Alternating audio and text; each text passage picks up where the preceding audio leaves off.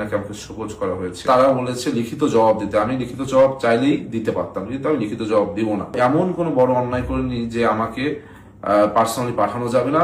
Direct ফেসবুকে সামাজিক যোগাযোগ মাধ্যমে এই ধরনের একটি শোকজপত্র দিয়ে কিছুক্ষণ আগে ছাত্রদল কেন্দ্রীয় সংসদের দপ্তর সম্পাদক জাহাঙ্গীর আলম ভাইয়ের ভেরিফাইড কৃত ফেসবুক পেজে একটি শোকজপত্র দেখলাম, সেখানে আমার নাম উল্লেখ করে আমাকে শোকজ করা হয়েছে। যদিও আমি এখন পর্যন্ত জানি না কেন শোকজ করা হয়েছে, এবং আমি কিন্তু তখনই তাৎক্ষণিক এটি যখন পেলাম, কেন্দ্রীয় ছাত্রদলের দপ্তর সম্পাদক জাহাঙ্গীর আলম ভাইকে আমি ফোন করে জিজ্ঞেস করলাম, ভাই কি কারণে আমাকে শোকজ করা হয়েছে, সেটাই তো জানি না, উত্তরটা দিব কি। উনি আমাকে বললেন উনিও জানেন না, কেন্দ্রীয় ছাত্রদলের সেক্রেটারি বলেছেন, প্রেসিডেন্ট বলেছেন, এই জন্যই উনি করেছেন। এবং উনি আমাকে সাজেস্ট করলেন তুমি বরং প্রেসিডেন্ট সেক্রেটারির কাছে জিজ্ঞেস করো। যা হোক, পরবর্তীতে আমি জানতে পারলাম যে গতকালকে 26শে ফেব্রুয়ারি বৃহস্পতিবার ঢাকা বিশ্ববিদ্যালয়ের শিক্ষার্থীদের নিয়ে আমি একটি ইফতার মাহফিলের আয়োজন করেছিলাম। কুরআন তেলাওয়াত প্রতিযোগিতা ছিল, তার পরবর্তীতে আমি শিক্ষার্থীদের সাথে একটি ইফতার মাহফিল করেছি। সেই ইফতার মাহফিল কেন করলাম সে কারণে নাকি আমাকে শোকজ করা হয়েছে। আমি জানি না যে আমি কোনো বড় ধরনের অন্যায় করেছি কিনা, যে অন্যায় কারণে শোকজ পত্রটা শুধু ফেসবুকে আপলোড দেওয়া হলো, এখন পর্যন্ত আমাকে ব্যক্তিগতভাবে জানানো হলো না বা অবহিত করাও হলো না।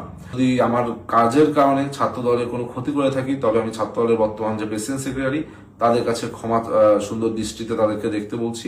আমি এটা, তারা বলেছে লিখিত জবাব দিতে। আমি লিখিত জবাব চাইলেই দিতে পারতাম, কিন্তু আমি লিখিত জবাব দিব না।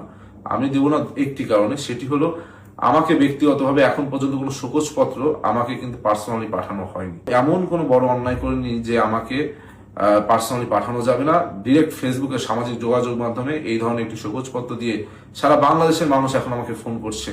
সারা বাংলাদেশের মানুষ এখন জানতে চাচ্ছে কি এমন অন্যায় করেছি। সুতরাং আমি আজকে আর কিছুই বলবো না। আমি কেন আমাকে শোকজ করা হয়েছে এই বিষয়টি জানালাম সকলকে।